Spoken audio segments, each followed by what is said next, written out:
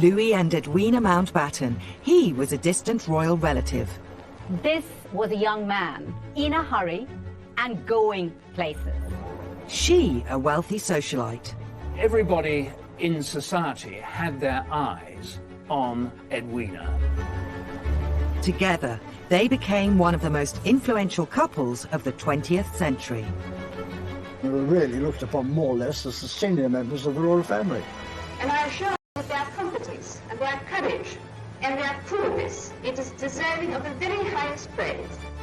Yet their private life was more scandalous than the public ever knew, from countless infidelities. They had an open relationship, the Mountbattens. It was well known. They said that they were always in and out of different people's beds, and I think that's probably true. To the breaking of taboos. But she did quite fancy black and Asian men. That was considered rather outrageous. Yet their union stood the test of time. It proved to be an outrageous marriage.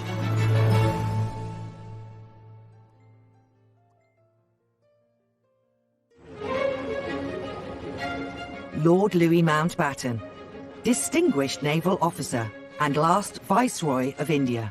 He is perhaps best remembered as eldest statesman of the royals. He was uncle to Prince Philip, and he enjoyed an even closer bond with his great-nephew Prince Charles. Mountbatten's murder by the IRA in 1979 sent shockwaves through the family. There is a lesser-known yet vital part to Mountbatten's life, his extraordinary marriage, which began in July 1922. The Mountbatten wedding was a huge social event. 8,000 people were in Parliament Square for the wedding. There was a Pathé newsreel shot of it. I mean, the King and Queen attended as guests. Prince of Wales was the best man. It was a very, very glamorous occasion. In a way, it was a sort of royal wedding. 22-year-old Louis Mountbatten's bride was 20-year-old multimillionairess Edwina Ashley. They were the it couple of their time, with extraordinary connections right across society in the royal family. What you have, really, is the beginning of a kind of global superstardom here, with two incredibly glamorous, rich, royal celebrities who had an appeal beyond the shores of Great Britain itself. What was it about this new power couple that captured the interest of both the press and public? Great-grandson of Queen Victoria on his mother's side, and his father a German prince, Louis was a junior naval officer at Battenberg. He was known as Dickie from an early age.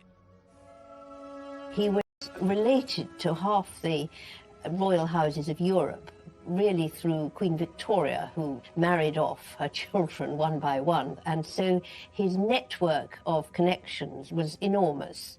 He had two older sisters, Louise, who married the King of Sweden, and Alice, who married Prince Andrew of Greece, who was the mother of Prince Philip, and then a brother, George, who was 8 years older. During World War I, just as the royal family changed from the Germanic Saxe-Coburg and Gotha to the more anglicised Windsor, the Battenbergs became the Mountbattens. Anti-German sentiment in this period also saw Louis's father pushed to resign from his role of First Sea Lord. Because of his German background, his father lost this top position in the Admiralty, and this stirred young Dickie's ambition. William Evans, Lord Mountbatten's personal valet for 10 years, knows better than most how Dickie wanted payback for his father's loss. Lord Louis had this driving force all his career to get to the top, to become the First Sea Lord, to emulate his dear father, who was treated so badly. And Dickie wasn't afraid of cultivating his family connections to help him on his way. He was very good at using his connections with the royal family to push his own naval career and his own social ambitions. And he had worked really hard to ingratiate himself with his cousin, the Prince of Wales, and had been rewarded by being taken along on worldwide tours. Dickie's new wife, Edwina Ashley, was not of the same royal stock, but she had an impressive lineage of her own. Edwina Ashley was in some ways more exotic than Louis. Her father was Conservative MP, but related to Palmerston, to Lord Shaftesbury the Reformer, even to the Native American Princess Pocahontas. Most importantly, she was a granddaughter of one of the most influential and wealthy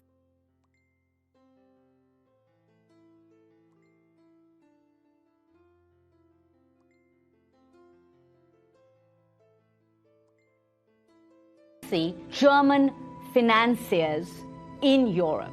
Ernest Cassel was one of the richest men in the world. He'd been the banker to Edward VII. In fact, Edward was named after Edward and was his godchild. The eldest of two daughters, Edwina was her maternal grandfather Sir Ernest's favourite. Despite being set to inherit millions, this never made up for the pain of losing her mother at the age of 9. She never wanted for...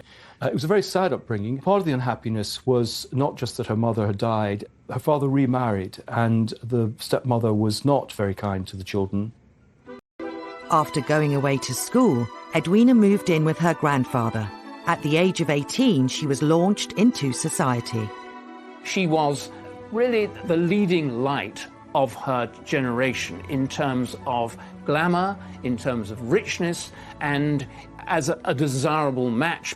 Everybody in society had their eyes on Edwina. And it was Dickie who won Edwina's heart after they met at Cows Week on the Isle of Wight in the summer of 1921.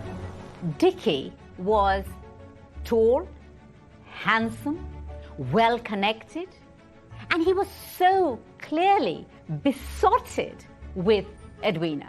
It was very much a whirlwind romance. They clearly were thrown together at dances and things over the course of the Cows Week. They came back from Cows and he introduced her to his parents. So it really was a love match. Just a few weeks later, a double tragedy struck. Dickie's father, whom he idolised, died suddenly, followed 10 days later by Edwina's beloved grandfather.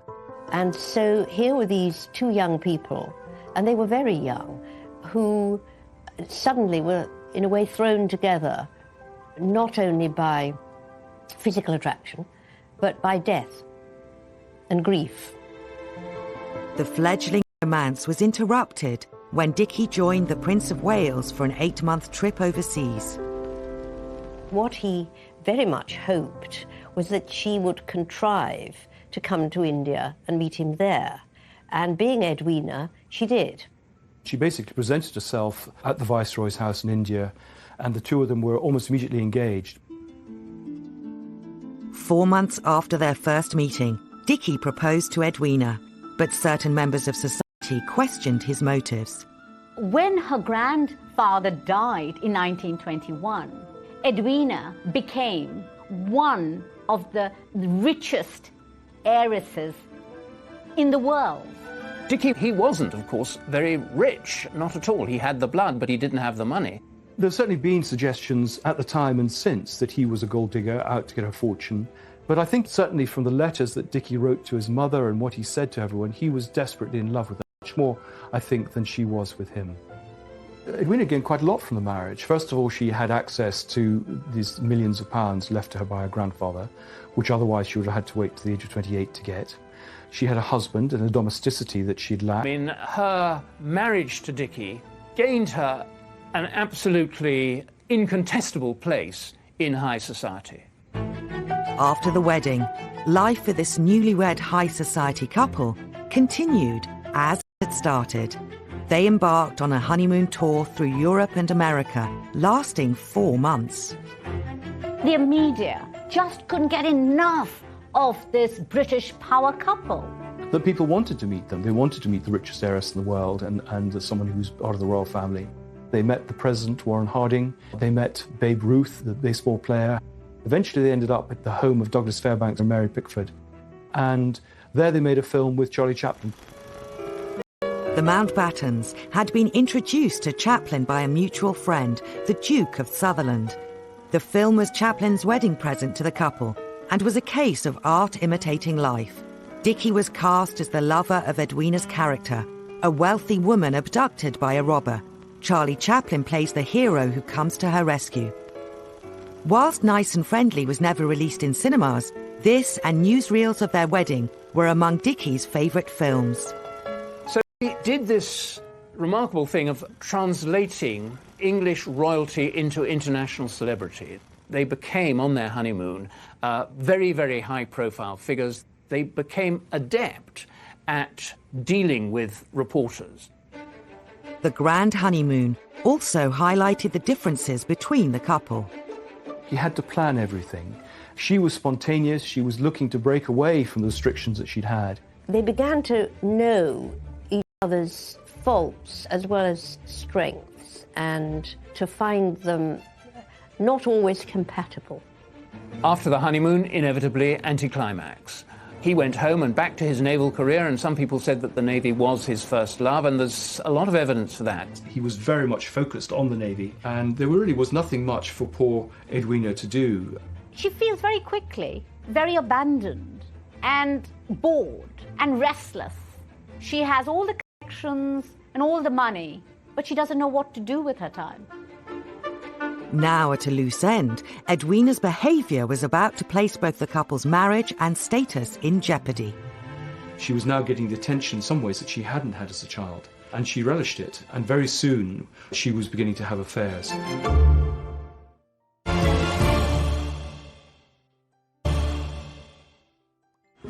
In July 1922, the marriage of Dickie and Edwina Mountbatten had combined wealth, good looks and royal connections to create one of the most powerful couples of the 20th century. Her career left behind the frustrated Edwina. She was a Navy wife, and she felt neglected. She was a highly intelligent girl at a time when aristocratic women were not really given much to do.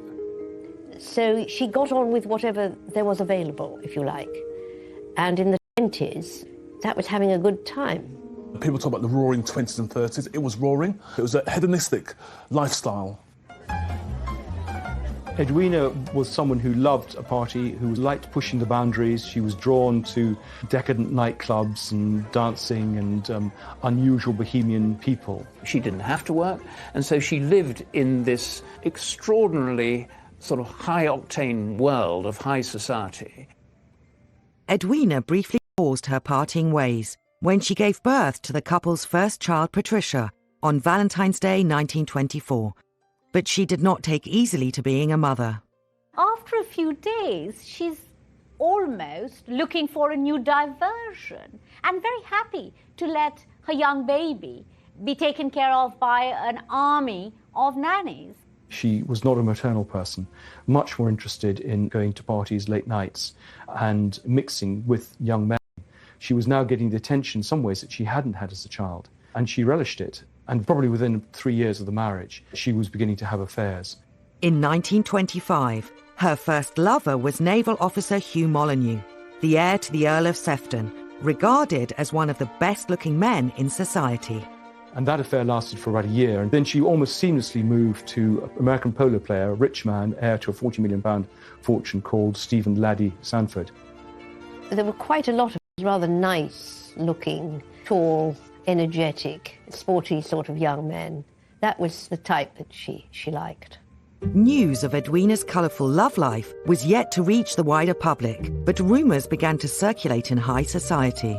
Dickie himself was quite unaware of this, involved in his career, climbing the ladder, and it was actually the Prince of Wales who told him that Edwina was committing adultery. I think he was desperately shocked. I think he had really put Edwina on a pedestal, and I think he just didn't want to believe what he might have been hearing. He wrote in his diary a curious, strange thing that David, the Prince of Wales, told me about Edwina. So he didn't really sort of believe it. The affairs continued, and more men joined Edwina's entourage of lovers. She was a very busy woman. I mean, if you look at her diaries, she was literally, he would have lunch with one and long talk into the night with another and went to a party with another. And there's a famous story about the maid saying to her when she came back from once to Sanford in the library, and what are we going to do with, you know, the new lover that had arrived on the doorstep? She was a woman of extraordinary energy, should we say.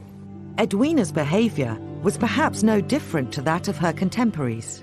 Notoriously, the Prince of Wales and others were pretty promiscuous. I don't think Edwina was that different from many of her close friends. I think she was a more public figure and there was more scrutiny.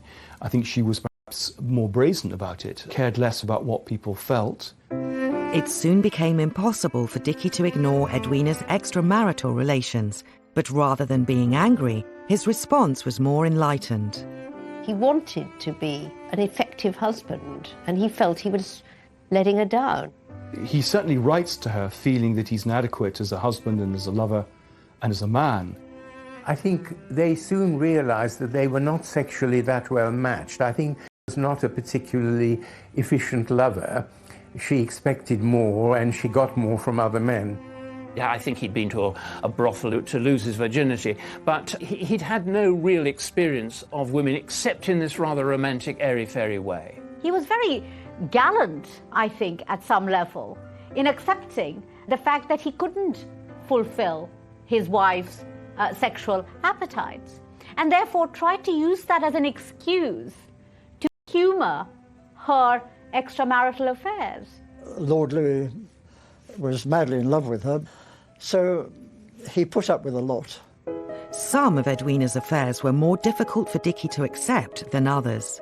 I think the most important of the pre-war lovers were Laddie Sanford, and with whom she did discuss divorcing Dickie. That was not a relationship that Dickie liked at all.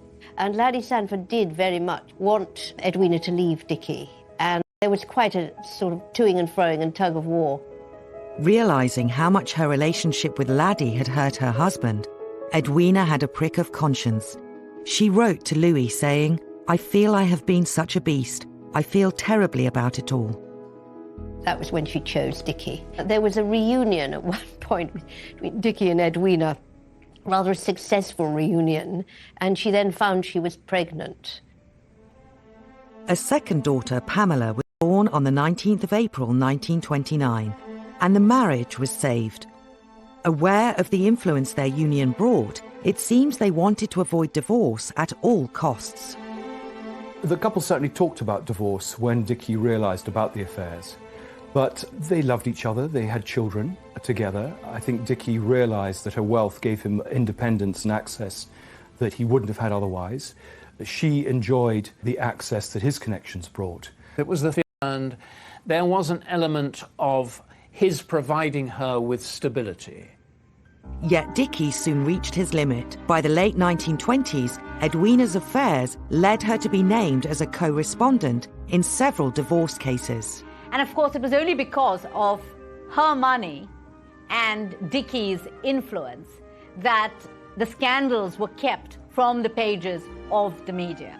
In 1931, news broke that Edwina was rumoured to be the other woman in the separation of Hollywood heavyweights Douglas Fairbanks and Mary Pickford. Stories followed that Edwina was seeking to divorce Dickie. A lot of this rumour mongering was damaging his position in society and therefore his professional career too. And I think that's what upset Dickie and upset the royal family, all this speculation about her private life. And that was the final straw for him. They had a showdown. He suggested they divorce, that he would move out. Edwina suddenly realised what she had done to a man she liked and a man she admired.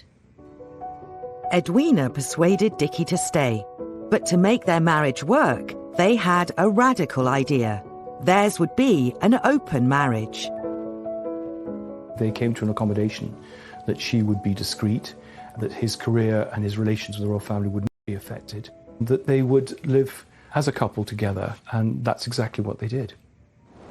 Dickie returned to his naval post in Malta in August 1931 and left behind what seemed to be a much improved relationship. 9 months later, Edwina's private life hit the headlines again. The People newspaper suggested she was having an affair with an unnamed man of colour. A woman having a sexual relationship with a black man was pretty shocking. In society, it was extremely rare. Her name wasn't given, but it was perfectly clear what the article was about. Rumours flowed that actor Paul Robeson was the man involved, but the more likely candidate was famous musician Leslie Hutchinson. Leslie was born in Grenada. He actually went to America just around the time of the First World War to study medicine, but actually he was more interested in music.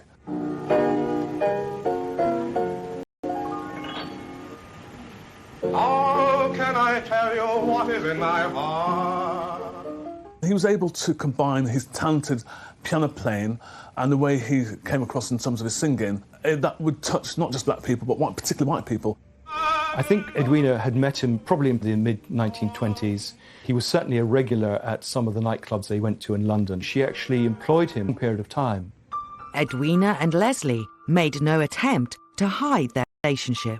There's lots of stories about them displaying their affection in public places. I think that's what shocked a lot of people, that they couldn't care less about it. This is all in the context of the rise in Hitler during the 30s and the Third Reich and this whole kind of eugenics movement, that there was this real strong backdrop that there's a purity of the white race and black and white people should not mix.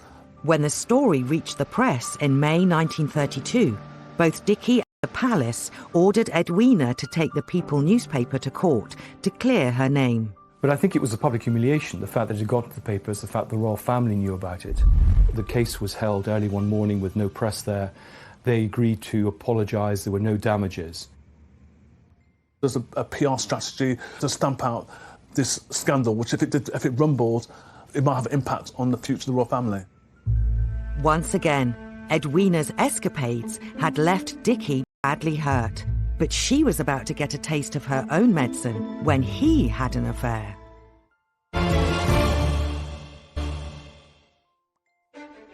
In 1932, a decade after Dickie and Edwina Mountbatten exchanged vows, their already unconventional marriage was threatened when Dickie began an affair of his own.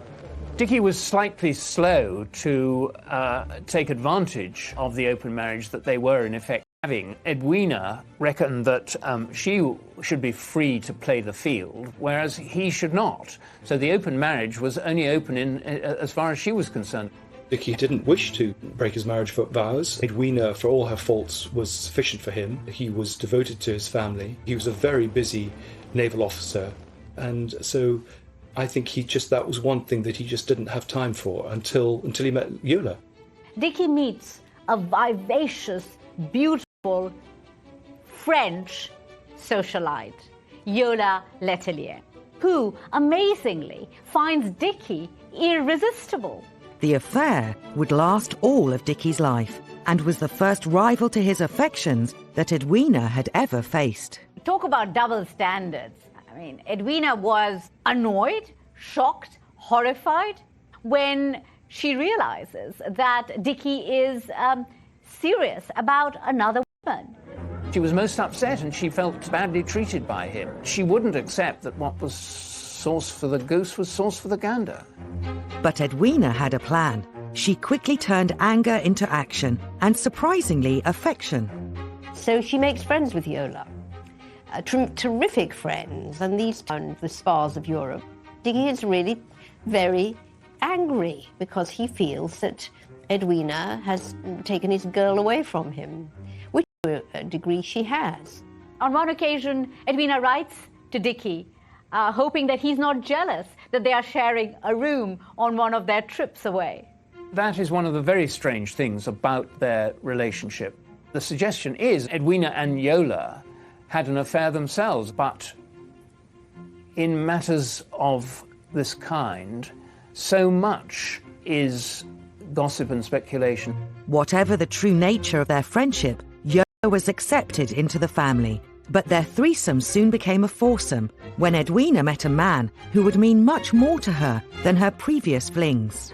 Bonnie Phillips was probably the most important of the pre-war lovers. He was a 6'5" Guards officer.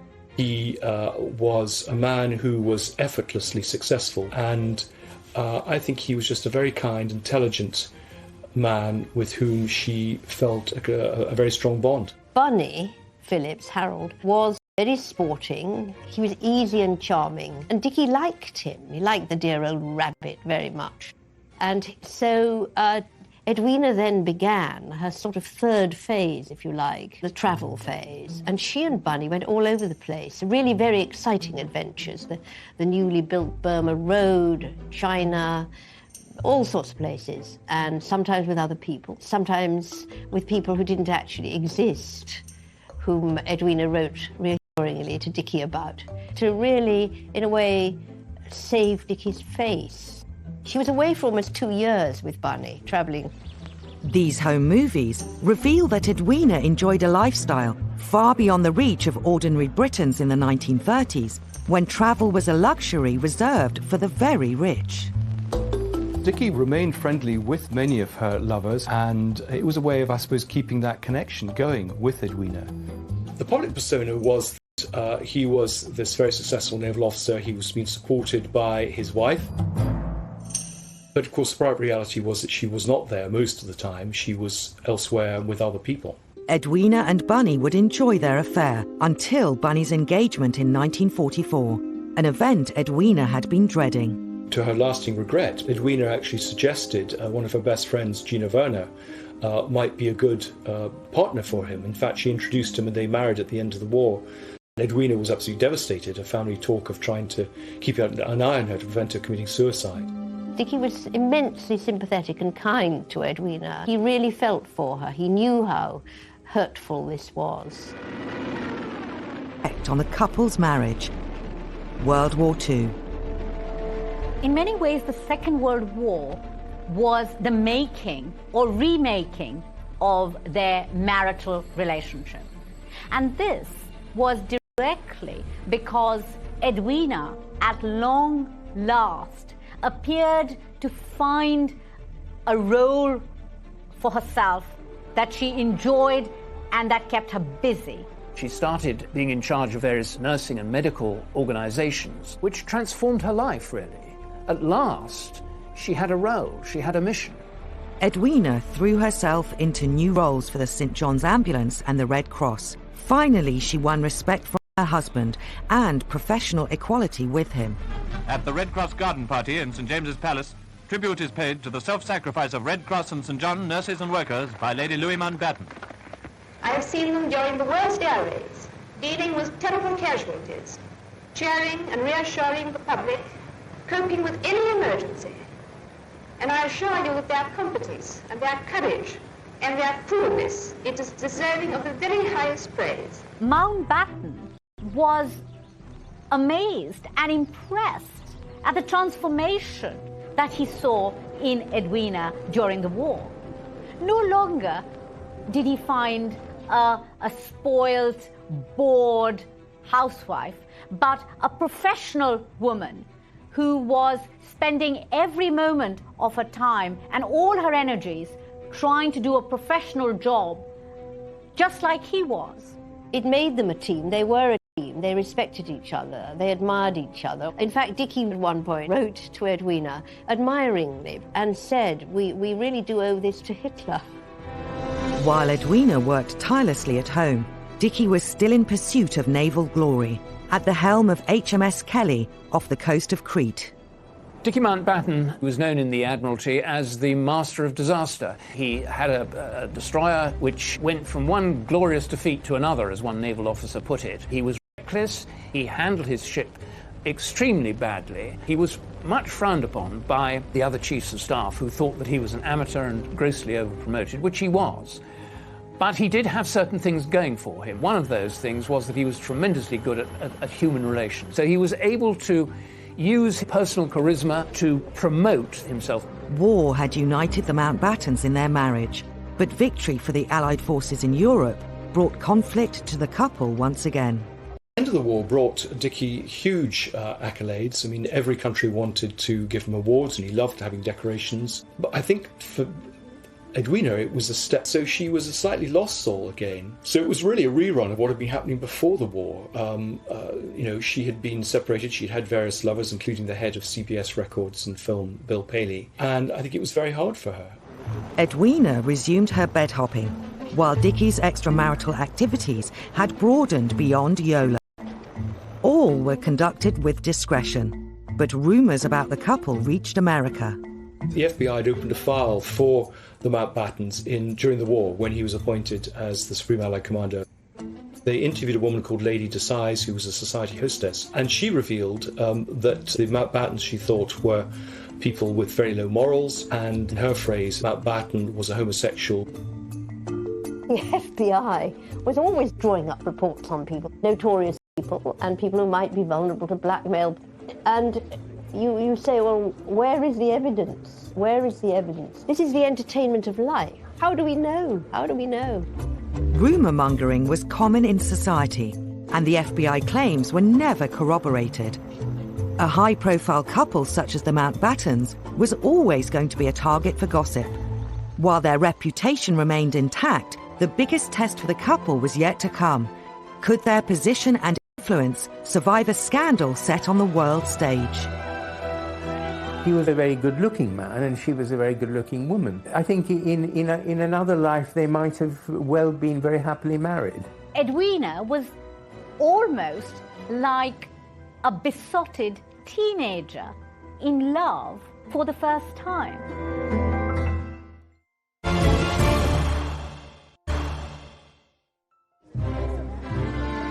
By the mid-1940s, the Mountbattens had weathered many a storm. Their royal connections continued to give them unparalleled influence. In 1947, Prime Minister Clement Attlee appointed Dicky as the last Viceroy of India to oversee the country's independence after 200 years of colonial rule.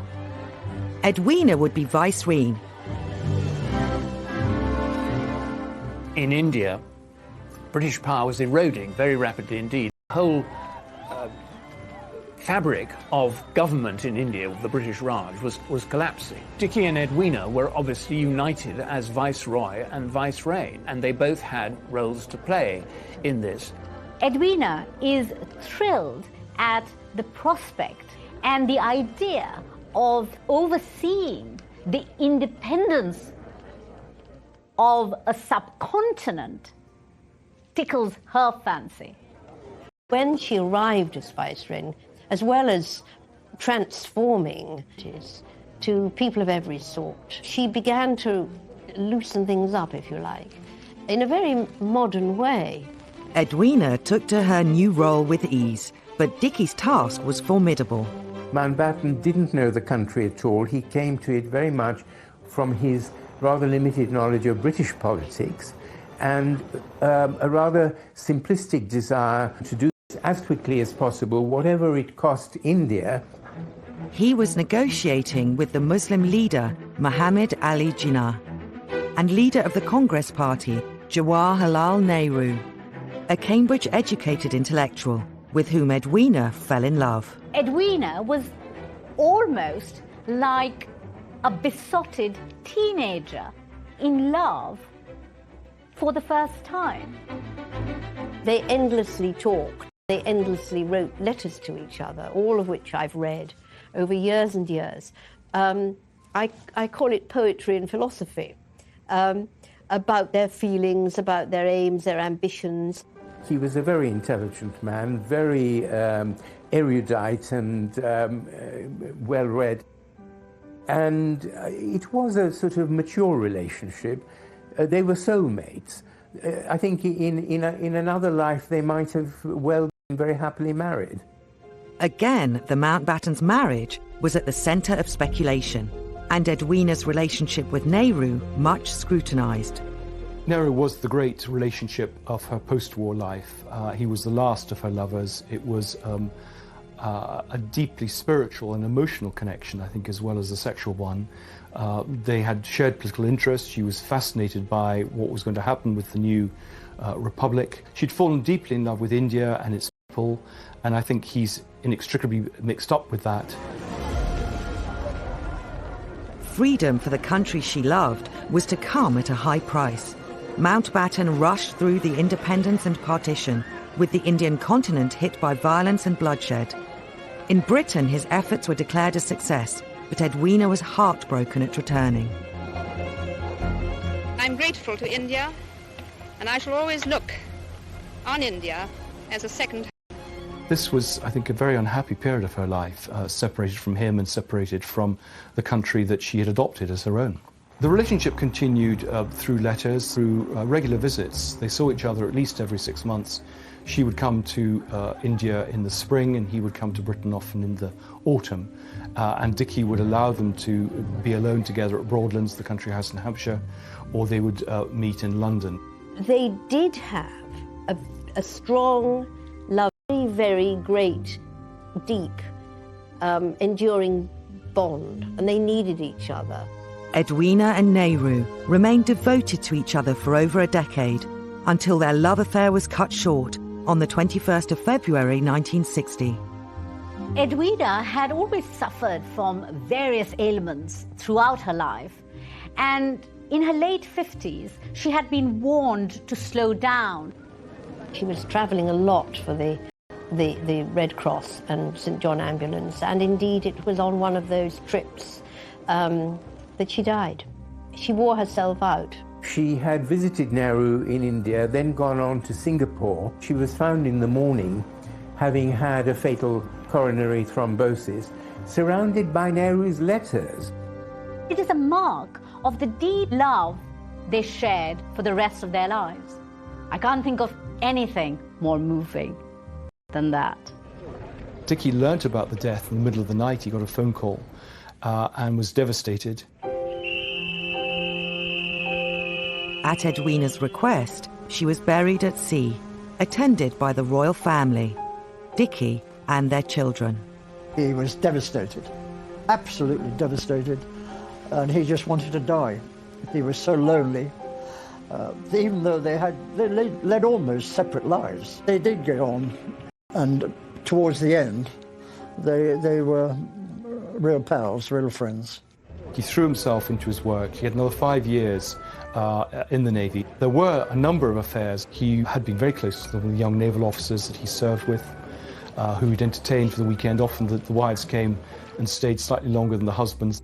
As Lord Mountbatten's personal valet for 10 years, William Evans had an opportunity to see his lifestyle up close. He liked pretty girls. They were nearly all married, but they were very lovely. His greatest joy was to have them out for riding at Broadlands. It's the thing that he loved.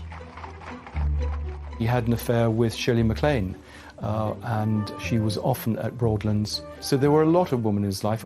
He certainly acted like a man much younger than his age. Alongside titillating affairs, naval business kept Dickie busy. He finally achieved his lifelong ambition of becoming First Sea Lord in 1954. Even after the death of his wife, he continued his pursuit of self-promotion, and his influence within royal circles would grow in strength. Mountbatten became Prince Charles's honorary grandfather, much adored by Prince Charles. The relationship with the Prince of Wales, and he stayed there with Lord Louis whenever possible. They were very, very close. They were more like father and son. Keen for Charles to avoid the same lack of sexual experience that had affected him, Dickie took him under his wing. Every weekend, when Prince Charles came up, there would be different girlfriends there for him to go through. Charles was so embarrassed at times because he knew he was being matched up all these different society girls, all these pretty young debutantes. Prince Charles doted on his honorary grandfather, and when Mountbatten died, Prince Charles was absolutely devastated. On the 27th of August 1979, while holidaying at his family estate in Ireland, Lord Mountbatten was assassinated while on a fishing trip by an IRA bomb. A state funeral paid tribute to his extraordinary life and career, but in death, rumour and speculation have continued to cast shadow over his achievements. There are all sorts of people exchanging gossip about Mountbatten's affairs. I think we have to wait for more of the files to be opened, the private correspondence, before we actually get at the truth of all this.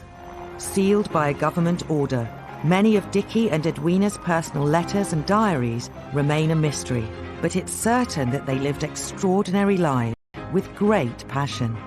If the objective in life is to make the most of what you can do, the world and all you must do in it, well, they did, didn't they, in the end? They really did.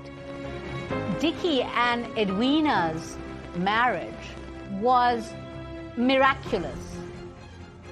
It shouldn't have worked, but somehow they both made it work. And I think therein lies the definition of a successful marriage. Edwina and Dickie's marriage was one of the oddities of the age. They stayed together despite multiple infidelities on her part and subsequently on his. But they became one of the great power couples of the 20th century. Tomorrow night.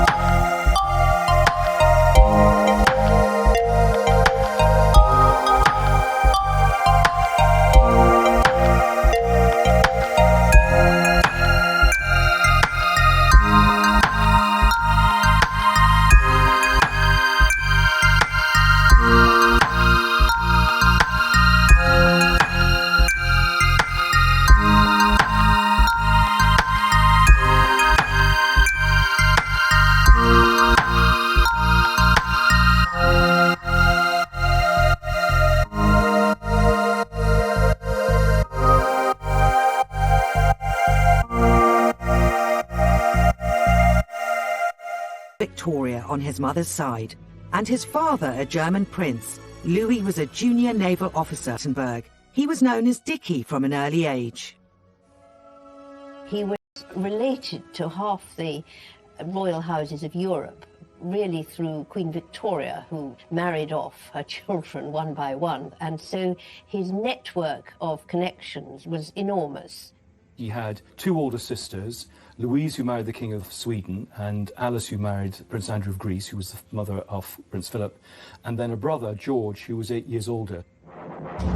During World War I, just as the royal family changed from the Germanic Saxe-Coburg and Gotha to the more Anglicized Windsor, the Battenbergs became the Mountbattens. Anti-German sentiment in this period also saw Louis's father pushed to resign from his role of First Sea Lord. Because of his German background, his father lost this top position in the Admiralty, and this stirred young Dickie's ambition. William Evans, Lord Mountbatten's personal valet for 10 years, knows better than most how Dickie wanted payback for his father's loss.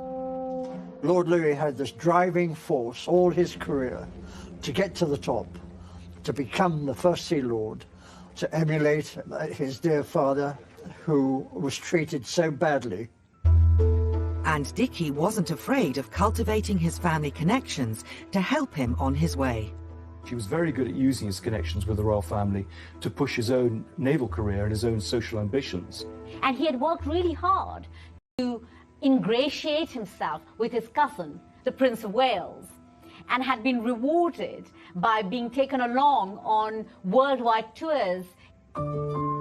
Dickie's new wife, Edwina Ashley, was not of the same royal stock, but she had an impressive lineage of her own.